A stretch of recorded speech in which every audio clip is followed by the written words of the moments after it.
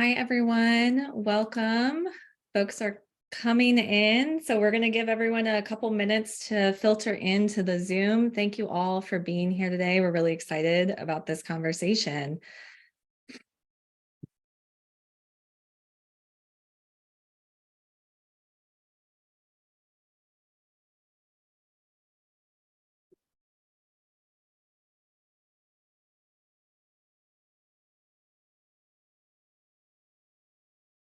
Hello, everyone. Welcome. Folks are coming into the Zoom. We're going to get started in just a couple of minutes. Thank you all for being here today.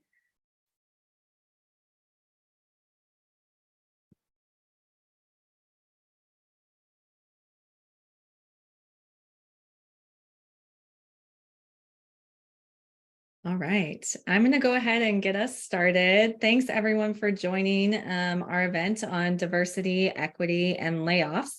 My name is Sam Gordon. I'm Tech Equity's Chief Program Officer and really honored to be able to facilitate our conversation today with three truly remarkable. You'll keep hearing me say laudatory adjectives about everyone on our panel, but I sincerely mean them. Truly remarkable panelists who all come into this from really unique vantage points.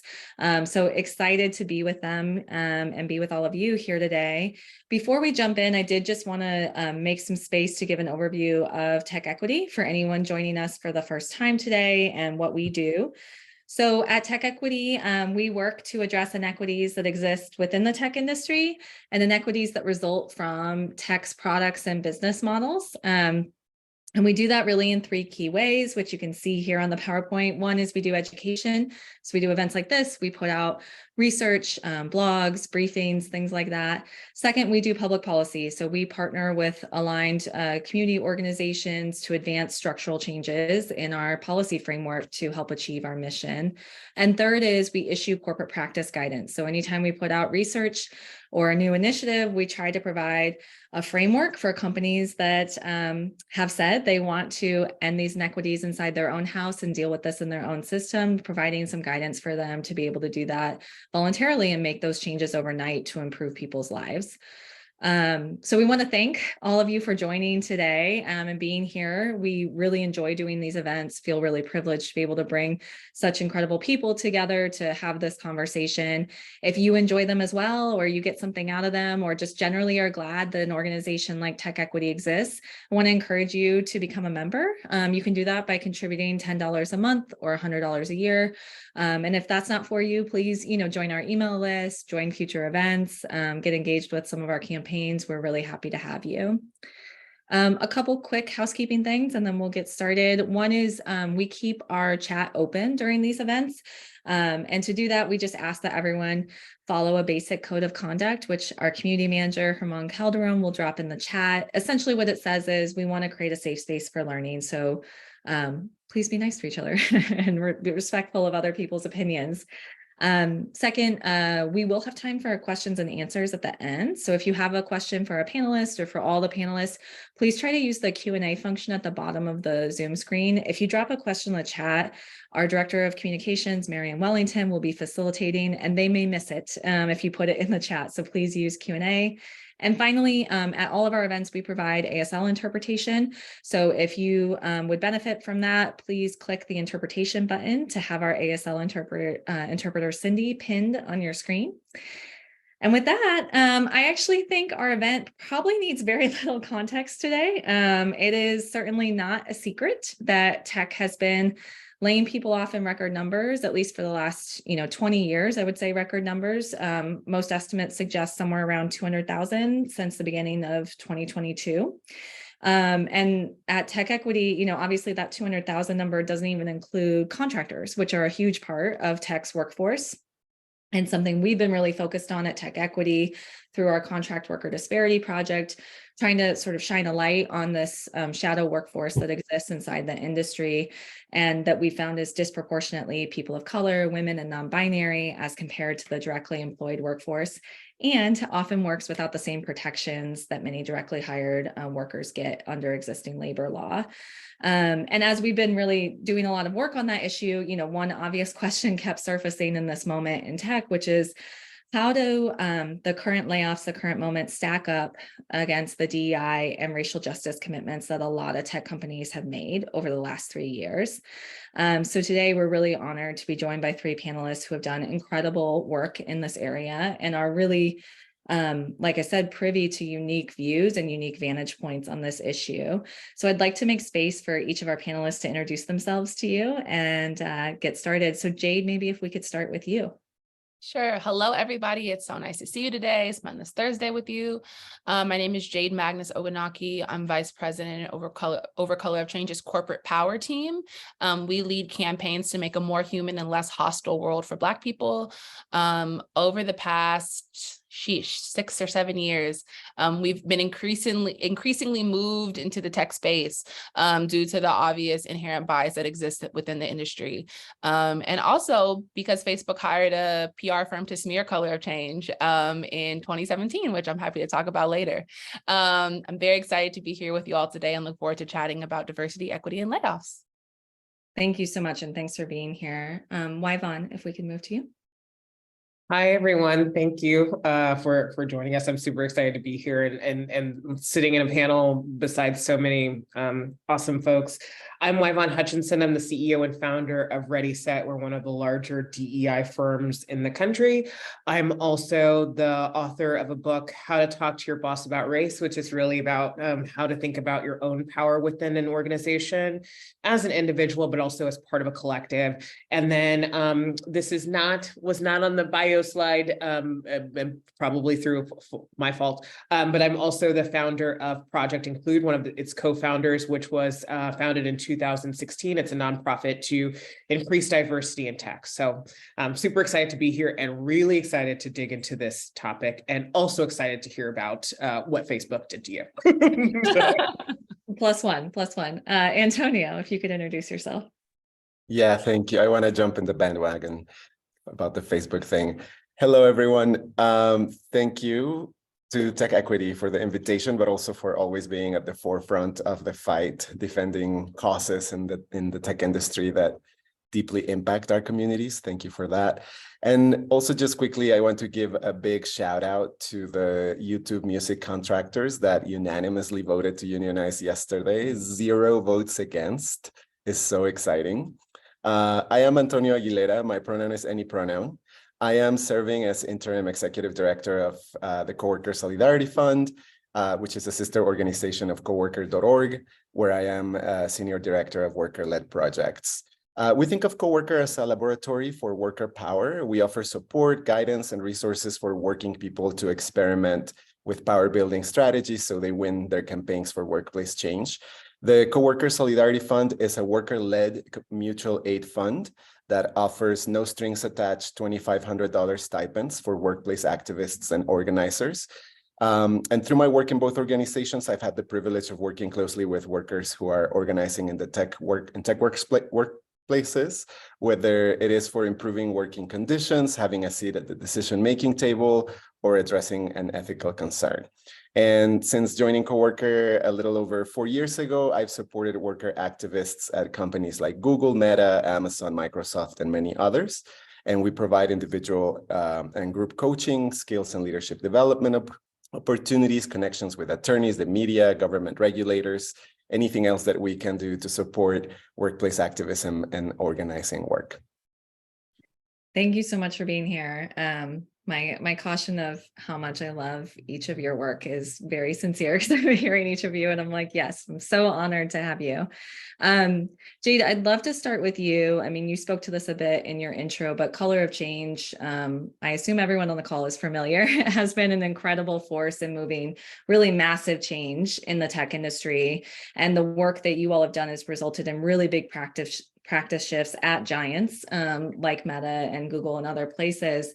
I also think it's, interesting because you all are a digital organizing platform, right? I assume you get to hear directly from people inside who are feeling the impacts of these layoffs, these cuts, and want to do something about it. And I wonder if you could talk about just what you're seeing and hearing from the Color of Change community as it relates to DEI and layoffs, and just anything else you're hearing from your community about this moment in tech. For sure. So Color of Change, I started at Color of Change in 2017. And initially, the first sort of campaign that we ran against Facebook was in August 2016, when Corinne Gaines, who was a Black single mother, was being targeted by police over a parking ticket. She was live streaming on Facebook at the time because she believed the police who were banging on her door would not shoot her if she was live streaming. Facebook colluded with the police. They cut the stream, and seconds later, Corinne Gaines was killed. So that was sort of Color of Change's first introduction into doing this tech accountability work. We are a civil rights and racial justice organization. And for a lot of people, they may not know or see how tech intersects with those things. But we know that, Facebook and Twitter, Facebook has more adherents than Christianity. These are our new town squares. These are our new public spaces. And so in 2017, after our initial campaign against Facebook and running some others, talking to employees and sort of trying to identify the pain points, Facebook hired a firm called Definers it was a PR firm to plant anti-Black and anti-Semitic tropes, basically the old George Soros conspiracy theory that Color of Change is doing the bidding of Jewish people and that Black people can't think for themselves. As a result of that explosive reveal, which happened in the New York Times, Facebook agreed to do a civil rights audit. And so they did a series of 3 civil rights audits. And so when you ask, how are people feeling about the layoffs? I think the first unfortunate feeling that people are feeling is I knew it, in 2020, every corporation from Arby's to Twitter released commitments to Black people and Black communities after the killing of George Floyd, the killing of Breonna Taylor, the killing of Tony McDade. Every corporation vowed to be different. But what Color of Change has been saying, which is what we keep saying, is that it's fantastic to have diverse staff. It's very important, even though, the tech industry, it's 8% Black compared to a 13% Black population. We know that they're not doing nearly as well as they could be. And we know also that the census is off, right? So Black people are probably higher than 13% of the population. But what we know is that diversity is not enough, right? What really needs to happen is that these corporations need to have civil rights infrastructure to be able to evaluate staff and product for discrimination and bias at every level. And it's people will say, these are billion-dollar corporations. Why on earth would they have civil rights infrastructure? And the answer is because they're not regulated. That is the answer. When the government refuses to regulate Facebook and Twitter and Google and Amazon, the corporations have responsibility to their consumers and to the rest of us to have to release and have a product that doesn't actively harm marginalized communities, while it's out. And so we know that, as my Google Home goes off in the background, excuse me.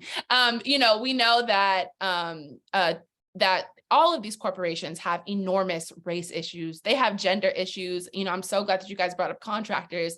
That's a space that Color of Change really wants to explore more, because just having friends who work at these companies, we know that Black women are a lot of the contractors that are working at these companies, and they're not included in the employee data. And so what we can say is that as soon as Elon Musk took over Twitter, the first thing he did was he gutted the employee resource groups. He gutted the civil rights infrastructure. Those were the first people fired.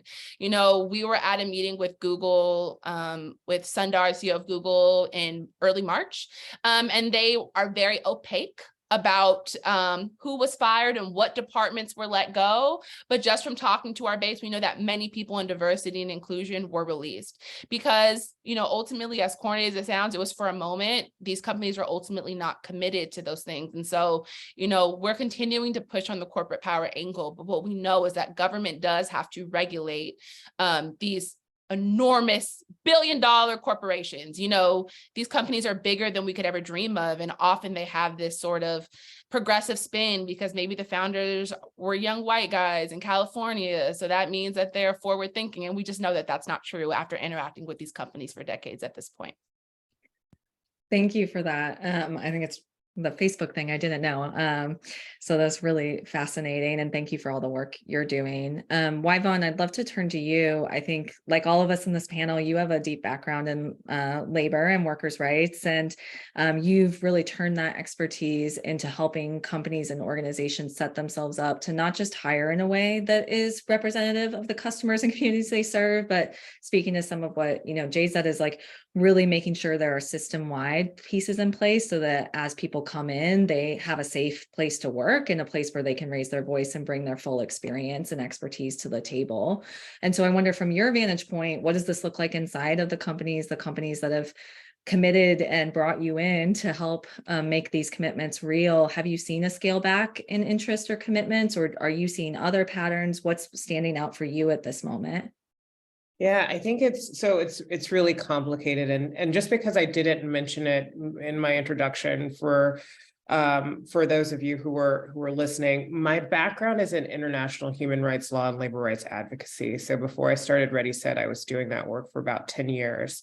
And I started Ready Set because in my last role, I was working with sugarcane workers in Nicaragua, and I saw a lot of their labor conditions, the things that were impacting them, making them sick in the fields, were reflective of broader labor issues. So we've already started talking about the topic of contracting and how contract workers are less visible, less protected, et cetera. We saw that there as well. And so, I founded Ready Set with the idea that we would be looking at the issue of the day, which, for lack of a better term, is DEI, because it's fundamentally a future of work issue and a future of society issue. When I founded the organization, a lot of people it was in 2015. So a lot of people, no shade to some of these people, were talking about unconscious bias. And like, that was the framework with which they were seeking to address all of the ills inside of their organization. And even then, it was apparent that that kind of surface level education was not enough. And to Jade's point, what was really needed is some deep systemic change, some reckoning, and I would say a reallocation of power, right? Like, it's not just, in how the systems function, but it's like, who has formal and informal power in an organization, and how are they able to levy that power on behalf of the most marginalized.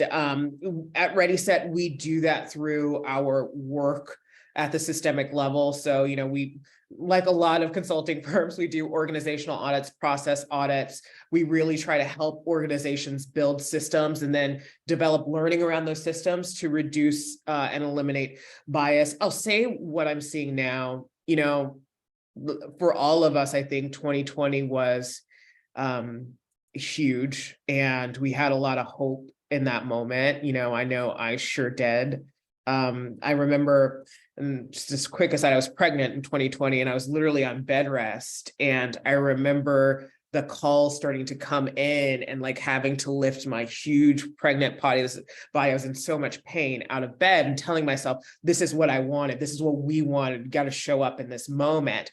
And so many of us did, through our pain, through our trauma. We really tried to show up in the moment. And I think there were some organizations that really had a wake-up call, that were really about it. And then there were quite a few that didn't, for whom it was like a branding exercise, or who got diversity fatigue really, really quickly, and they're just like, this is way too hard. And I think that there are a lot of things going on right now. I think there's a collective disillusionment with the technology space. I think that the guys who were young founders in 2015 are middle-aged white dudes right now, and they're moving to be more conservative than they were in the past. Some of them have been radicalized, and we're definitely seeing some pushback. But I also think it's interesting. There's much more transparency around it and the expectations that we have set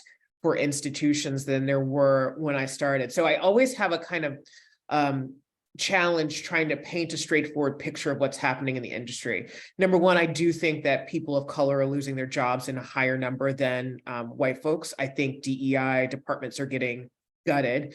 But I also think there's still some public pressure, and the need is higher than it ever has been. I mean, we're at the sort of intersection of the mass disabling event of COVID. So we have to think about accessibility and disability rights. We are seeing an incredible increase in homophobia, transphobia, in anti-LGBTQIA legislation. We're seeing a rise in fascism that affects businesses. I mean, just look to Disney and DeSantis right now and seeing like, and we're seeing a rise in racism. And that has a very real impact on workers, and it doesn't go away just because somebody guts their DEI team. What it ends up happening in my experience is they actually end up on a hamster wheel where then they call a company like mine to come in and fix the emergency.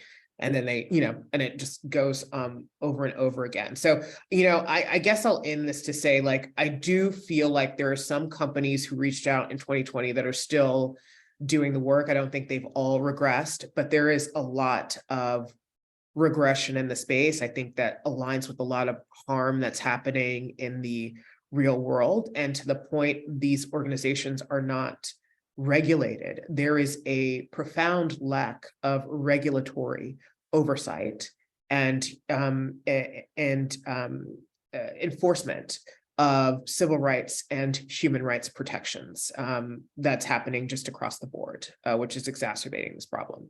So, I mean, that's my read, and I'll stop talking because I could go on forever, and I want to hear from Antonio. I think those are fantastic insights, and just +1 on the regulation front. And I think that's something we're thinking a lot about at Tech Equity. Antonio, you talked about this in your bio, and I think I am a big coworker.org stan, and I love you all so much. And I think, part of what folks may not know, you talked about this a bit in your intro, but Coworker has played a critical role in some of the most influential worker-led movements over the last decade. You guys were involved in the Google walkout.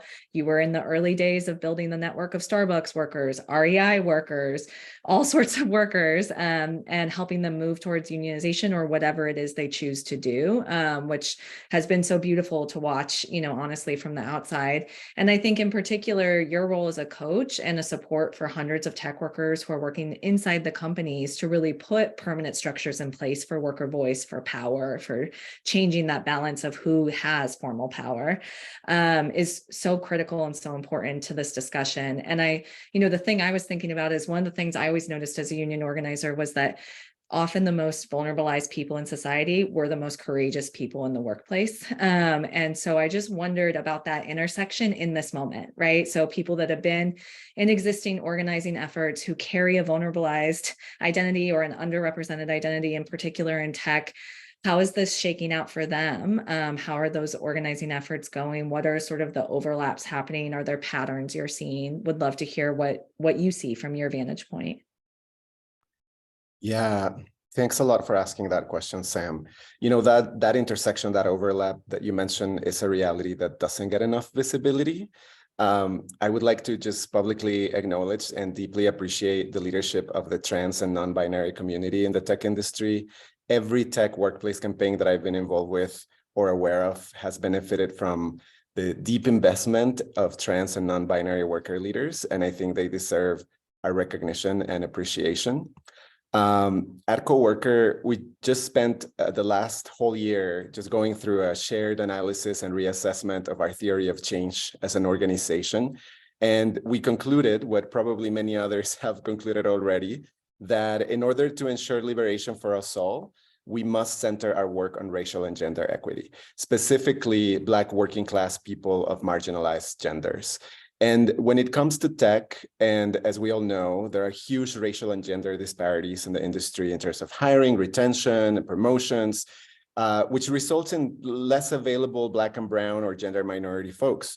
So availability is an issue from the perspective of these workers existing in tech workplaces, but also because workers who are Black women or other gender or racial minorities tend to carry additional caregiving and other responsibilities compared to their cis white male colleagues.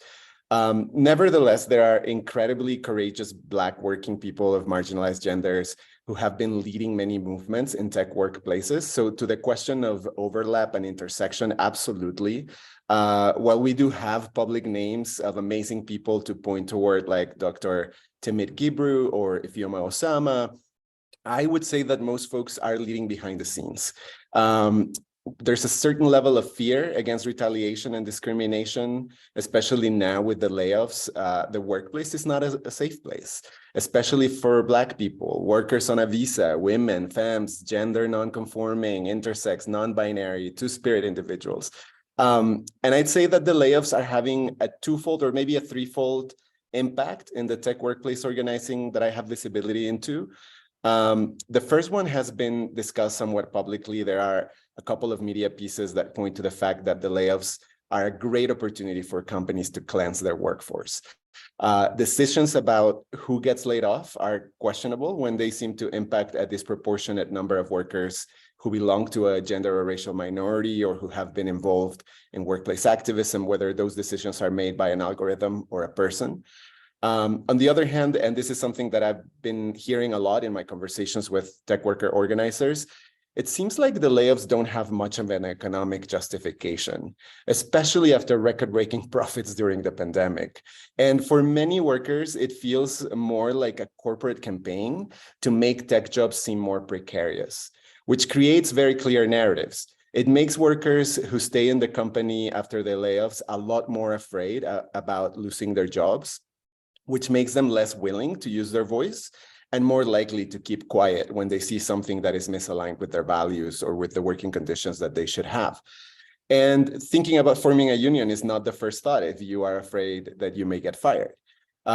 It also allows company to justify headcount reductions on non-monetizable parts of the organization, like we were mentioning earlier, including DEI departments. We have also seen coverage about this at Reuters and Bloomberg, how tech companies that pledge to hire more workers for underrepresented groups utilize the layoffs to completely gut departments meant to achieve those very goals.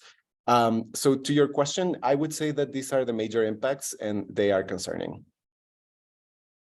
There's so much I want to run down with each of you. So I'm fascinated about this and where all of you are focusing your energy. I'm going to throw out a couple different questions and would invite all of you to weigh in on them. And then also happy to follow the thread if there are other pieces we want to explore.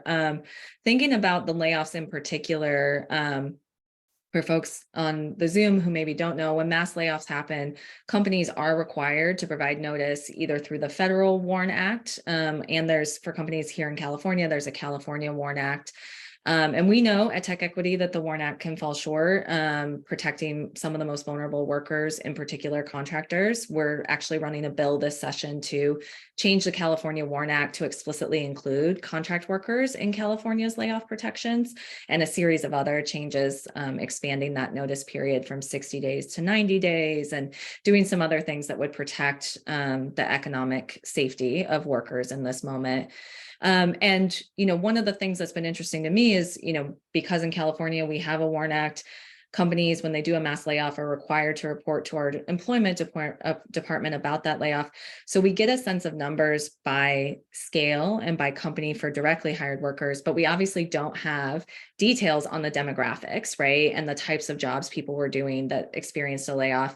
And I wonder, for each of your efforts, are there, pieces of data, information that you think are critical to come out into the light to be able to ensure workers are protected, and also to help strategize about how to improve things moving forward. And I think a complementary question of that too is, what kinds of support or information do you think is missing for workers who are experiencing this? Like, I know, Antonio, you said it's difficult to discern an economic justification. So I wonder, just from sort of a nitty-gritty perspective, if you all have thoughts on like pieces that aren't transparent that need to become transparent and what that might look like.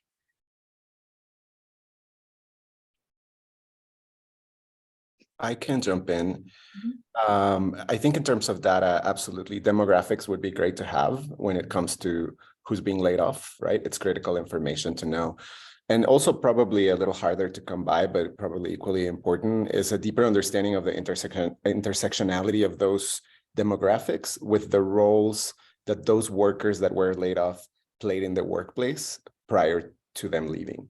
Were they thought leaders? Did their peers look up to them? Were they outspoken about questionable decisions of ethical misalignments? Had they challenged the DEI status quo in their companies? Were they connectors among various worker groups? That type of information, it feels like it's also critical information to better understand just the deeper cultural and worker power impacts of the layoffs.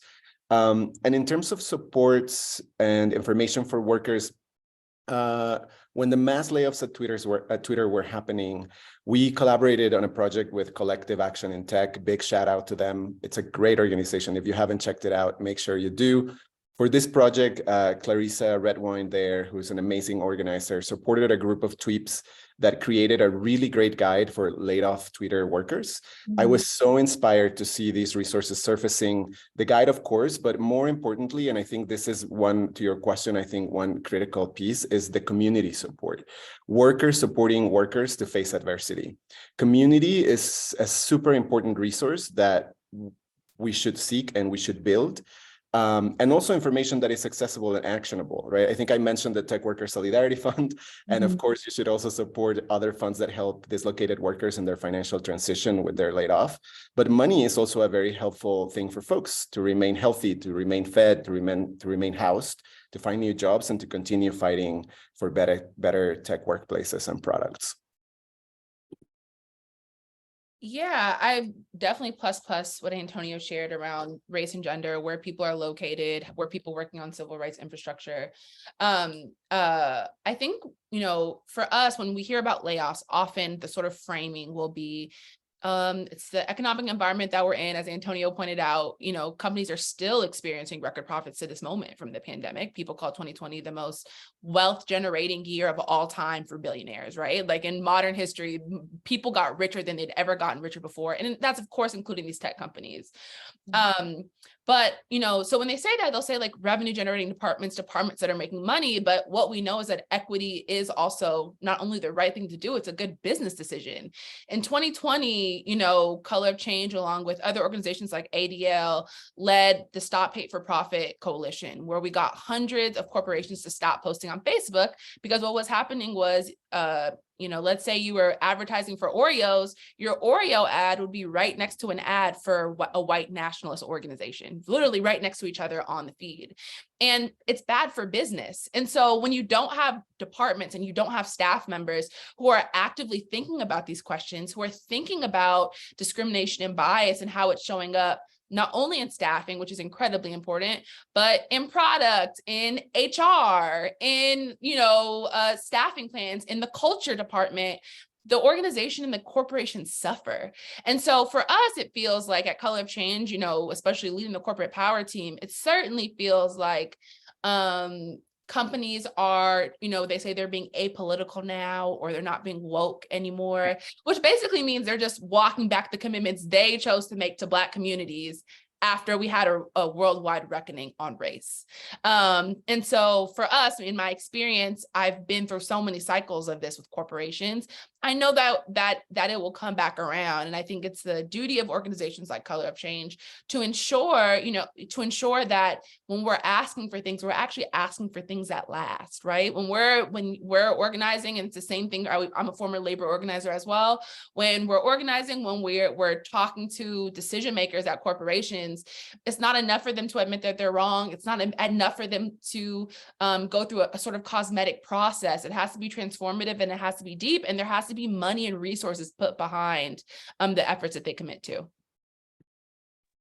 I think those are two really, really great comments. I think the only thing that I would add is, in like an ideal world, the kind of data I would love to see is like some kind of cross-reference with EEOC or complaint data and the trends on that data versus the layoff data. I'd be really curious to know that. I would be curious to know tenure of folks who are laid off, because we know that even if something isn't directly determined by race or gender, even if it's determined by tenure, it disproportionately affects those workers from marginalized groups who are often the last in and the first out. So I would be incredibly interested to get that data. And then I would be interested to get promotions and compensation data for the people who are still in the company. So not only who's being punished, but I would be interested to see who's being rewarded or how are rewards distributed, because I think that tells you a lot about what a company's trying to hide, what a company's liabilities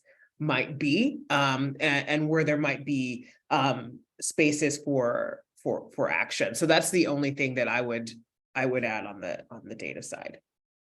Absolutely. And I think all of you spoke to this. So I just want to name too, one of the things that's really been on my mind as we've been, thinking about this, obviously working on this piece of legislation and also prepping for this event, is that all of you know very well that a lot of the people inside the companies leading these efforts who are charged with making these commitments come to life are also people that enter these companies with identities that are underrepresented, not supported. And so they're both, pushing a boulder up a hill, trying to make these commitments stay, usually getting their resources cut and wondering if they're next on the chopping block. So I also just want to honor and name that we see that, and we see the Herculean efforts that folks are lifting inside these companies and the weight and responsibility they feel to their peers who are counting on them. And I think on that note, I'm curious from all of your different points of view and work, are there companies, Yvonne, you said this, are there companies that are keeping their commitments, and what does that look like in this moment? And for the ones that aren't, Jade, you were saying you expect this to cycle back around, like what should we be doing to push for companies to hold on to that commitment or think differently about permanent change and what that might look like? Yeah, I'll jump in real quick and just say, first of all, I never, ever name a company who's doing it good, because inevitably when that name falls out of my mouth, something comes out. So we've all got work to do. Takeaway is that we've all got work to do there. But I think in terms of what are some of the signs that an organization is still committed, first thing I look at is like a long-term strategy. So did you just slap a logo on your thing in 2020 and was it all branding? Or do you have some kind of long-term organizational strategy that is deeply embedded with metrics and benchmarks tied to it to measure effectiveness? And are people accountable to that strategy still today? Like, that's the big thing, is like, how embedded is it? Who's responsible for it? Is there accountability around it? And I think this is another thing, is like those companies that have been able to articulate how it's been positive for the business, I think it's such a simple thing, but they're positioned so much better. I think this whole thing about like, we're not woke or we're just getting down to it's bullshit, right? Like, you can't separate identity from business. You can't separate who your core business activity to how you reach out to your customers, how people are treated at work. Like, all of it's your core business, right? So do you have the tools and language to articulate where there's been a benefit? And then are you messaging that out to your employees and the general public as well? And I think the final thing is that, like, leaders are on board. I think you kind of said it pretty explicitly, Samantha, which is, a lot of times like this, a lot of this energy can be grassroots energy from the most marginalized in the company, friction, and it can almost feel like people at the top are placating those folks. It felt like that before 2020. It certainly felt like that during and immediately after 2020. But where leaders are actually have a vision, and where they're executing on something, and the vision goes just beyond like, I feel bad, because I feel bad will only get you so far. But like, the vision is like clear, like, this is the kind of company I'm building. This is how it ties to the broader world. This is why this is a business imperative. And they lead with that. Like, that's what really, I think, sustains an organizational effort, that is in an area of racial justice where people drop out all the time. You know what I mean? It's like, that is the challenge that we have as organizers, advocates, whatever, is the fatigue of those who have privilege and the fact that people just will hop in and hop out. So it really takes somebody with that vision and that commitment that's ongoing, that's willing to lead from that kind of perspective. Absolutely. I don't know, Jade or Antonio, if you have anything to add on or. Yeah, so Color of Change doesn't take any corporate money. It puts us in a unique place compared to similar advocacy groups, because we don't take corporate money, we can kind of say whatever we want. And so I always say I'm a friend to no corporation.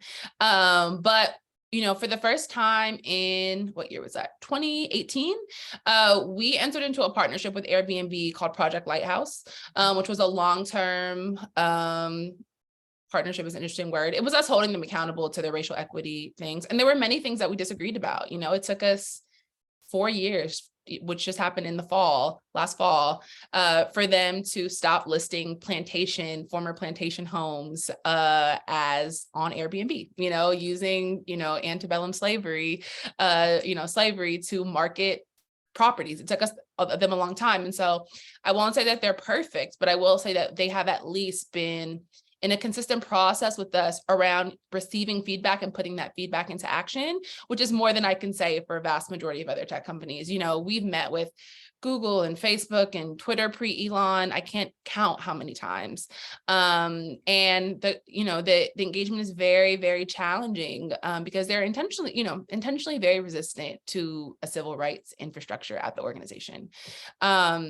So yeah, I wouldn't say that there's anyone who's perfect, but I do think Airbnb at least was willing to go public and releasing their data, and the data was bad, right? Like, it's not like they, they released the data and it was good, it was bad, but they were at least willing to have that sort of transparency aspect that I think I will give them a couple points for that. Yeah, I read up on Project Lighthouse for another thing I was working on and was really amazed. I tried to read through it, but they put out transparently their sort of computational code to sort of illuminate how they were detecting for bias internally inside the system.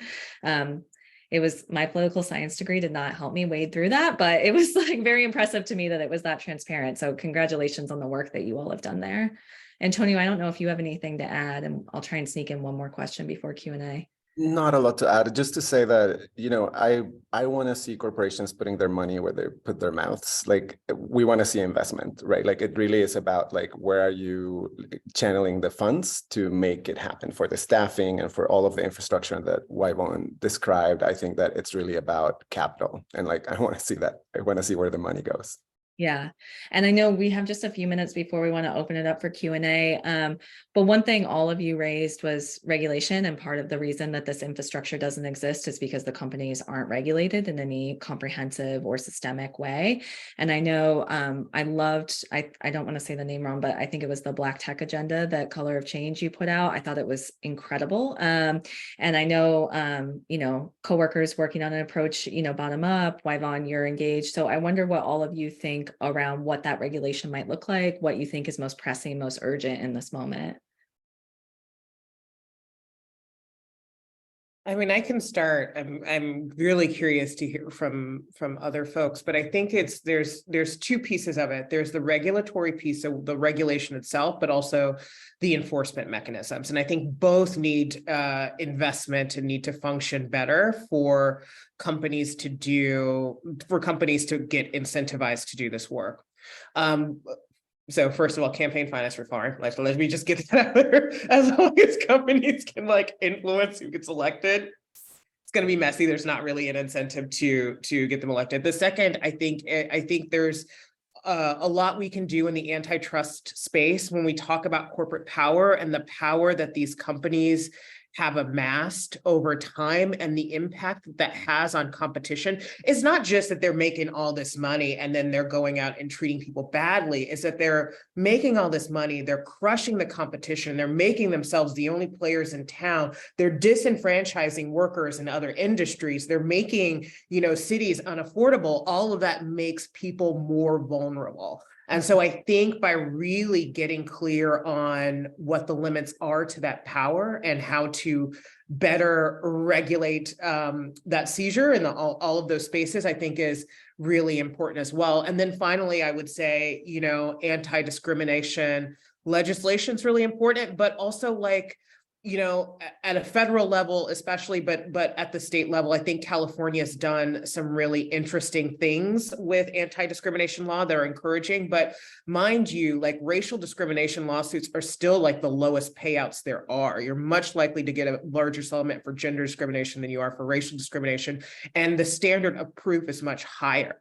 The Department of Labor's ability to respond to complaints is incredibly low, and almost every complaint results in some kind of form of retaliation, right? So we really need to think about what resources are available to those who are victimized in this scenario. How are we enforcing our laws? How much are we investing in the departments that are meant to do this? And how are we prioritizing their work, right? Like the amount of money, and then I'll get off my high horse, but the amount of money we spend on police departments and the enforcement of like property crime versus white collar crime and anti-discrimination and harm that happens at work and child and all of that is just vastly different. And we really need to realign our priorities so that whatever laws we put on the books actually have teeth and can be enforced. Absolutely.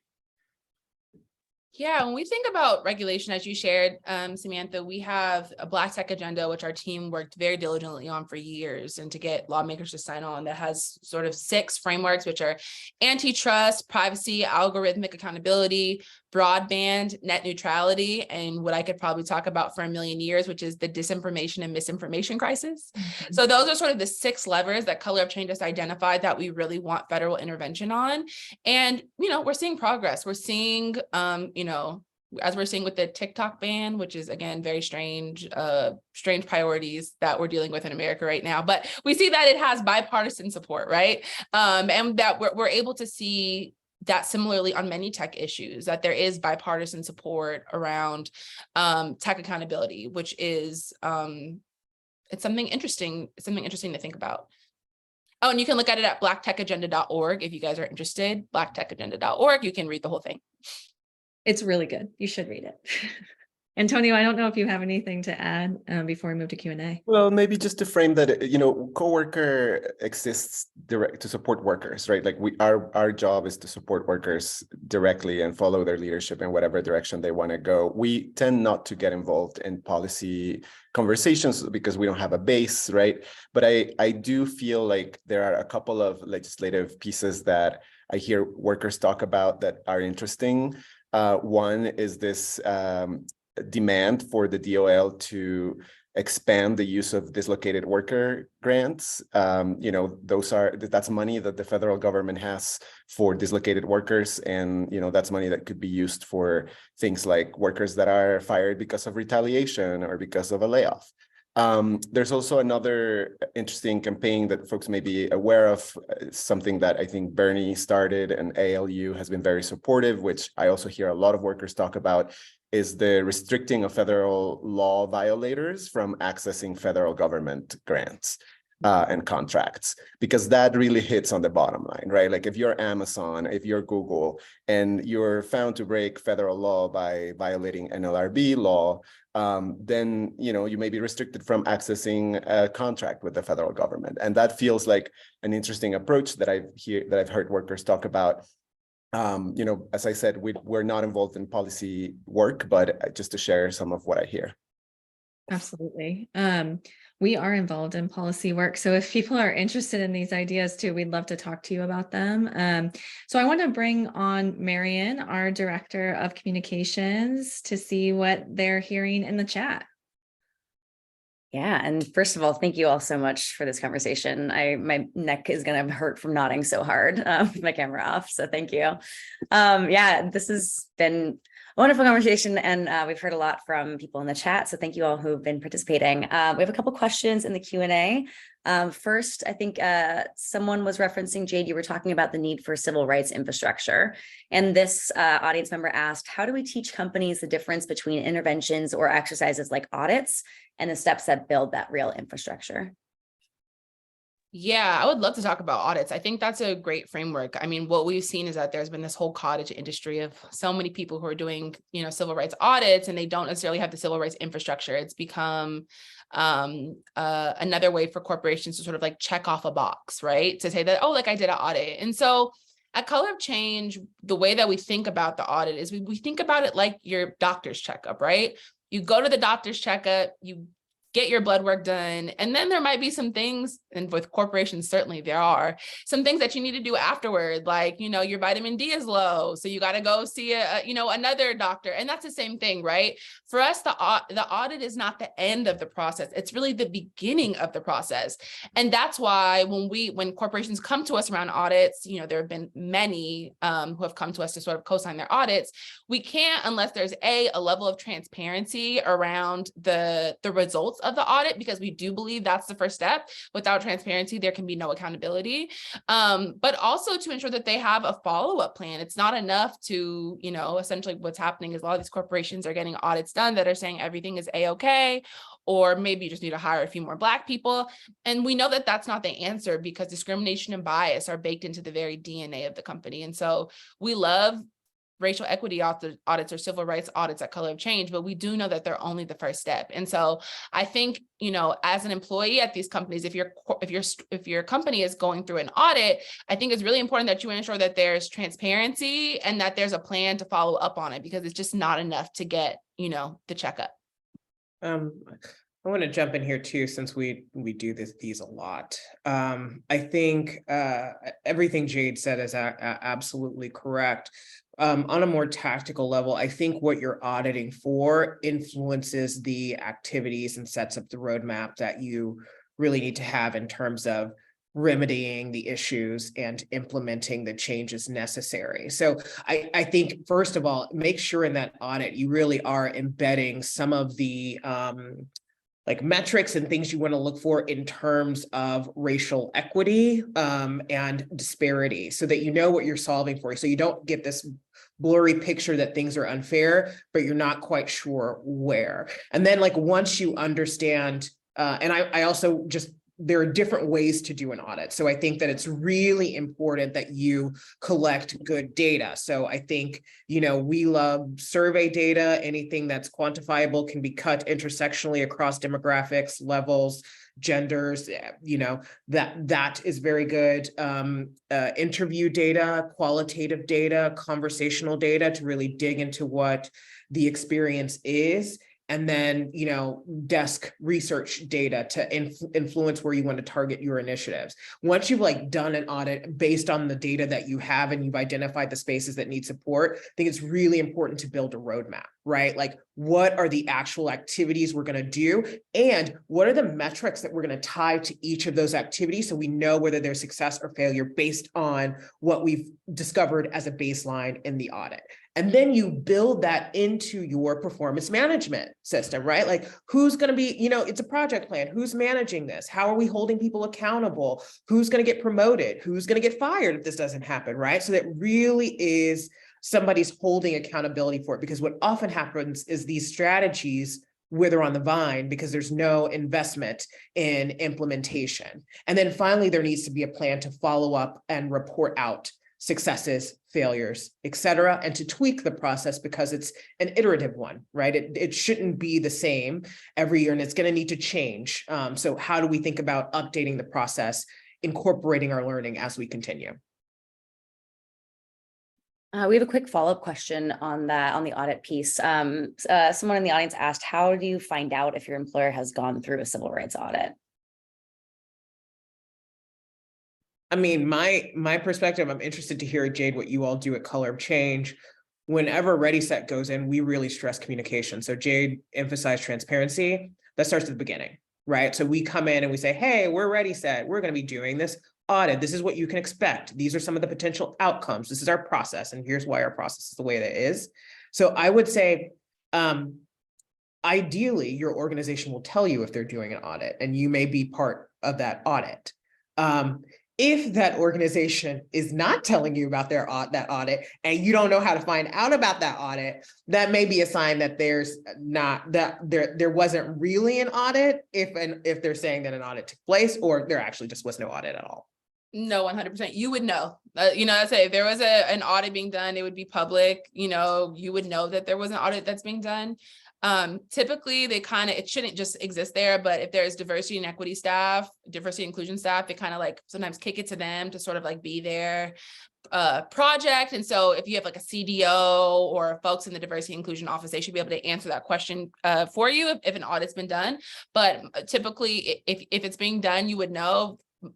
Actually, it's a good PR for a lot of companies and corporations. So they try to do newspaper articles and other things about it. So yeah, plus what Yvonne said. Sweet. And I know that all of you have a background in labor, so this might be a biased question, but someone in the audience asked, how do you see unionizing in tech as a pathway to address some of these issues?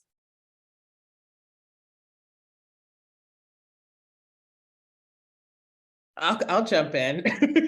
I think it's good. I think I was sorry, I was waiting on you, Antonio, so I'm gonna be quick. But I think collective, like in my book, I write a lot about like the how false it is that we have this narrative that change happens alone, that there's a lone actor that goes into an organization and then all of a sudden everything changes, or Rosa Parks didn't move, and then that was the entire civil rights movement. No, it was a machine. It was a machine of people who were collectively organized, strategically working to achieve a specific outcome. So I personally think that once we move past that myth of individualism, we're much better prepared to make the kind of changes that we need systemically to have these more human-centric, healthy, inclusive environments for everyone. I would just say quickly that a union we tell this to every worker that comes to us and wonders about unions. A union is what the workers make of it. And really, it's about getting involved, stepping up to leading the union, the unity that you're building with your coworkers, and leading that work in the direction that is relevant to you and your group, right? So I think there is a conception in the tech industry that unions are a thing of the past that don't necessarily address the needs of the current moment.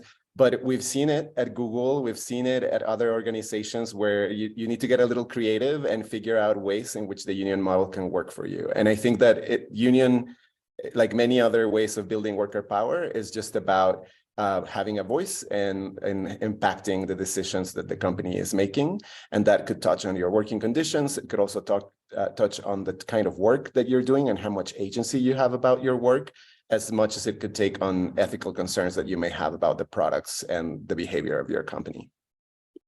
Yeah, one of my last campaigns that I did when I was still a union organizer was around organizing the security workers who are contractors at the big companies in the Bay Area. We were working with United Security Workers of America, or USSW. And so, I think that every workplace should have a union. When I think about labor, and particularly with tech, I always think about, even in our work, is like, how can we center the people who are like the lowest paid? How can we center people who are not seen at all, people who work in cafeterias, people who are security workers? And so that's something that's constantly coming up. Unions are, as Antonio said, they're supposed to be what the workers want it to be. And often, unions have typically been centered around material needs. And so it can be hard we can sometimes miss that in tech because there's so much money going around and people are typically paid well with good benefits packages. That's their attraction. But there are people who are working in those workplaces who are not being paid well, and who don't have access to the generous parental leave and all of those things. And so at Color of Change, we're always thinking about them because they are also tech workers as well. And how can we center them in that work as well? I just also wanted to add that, I feel like this moment with layoffs in tech is the perfect example of why having a union matters, because as someone that was a union organizer and worked very closely with workers, when you get laid off and you have a collective bargaining agreement, you get to negotiate over that layoff. You get to know exactly who's on the list. You get to talk about, you get to force the employer to justify that choice, and they don't get to make it unilaterally. So I think, if ever there was a moment for tech workers to remember that they are workers and that they are precarious like all other workers, when you have a collective bargaining agreement, you get to set the terms, you get to be on equal footing when these sorts of decisions are made. It's really about rebalancing power and making sure that power is not just held in one executive or one team lead. So I think that this moment epitomizes the importance of it. I just wanted to add that. Great. I think we're actually at time. I wanted to ask a couple more questions, but I'm going to pass it back to you, Sam. Great. Well, thank you to the three of you. You're all incredible. I keep using that word, but I mean it. Thank you so much for joining us today, but also for the work that you do. I think all of us share a deep commitment to creating a more equitable society and closing the racial wealth gap, honestly, in this country, and tech has an enormous role to play. So I just want to thank you all for joining, and I want to thank everyone who attended today. We appreciate you, and we'll send out the recording soon. Thanks, everyone.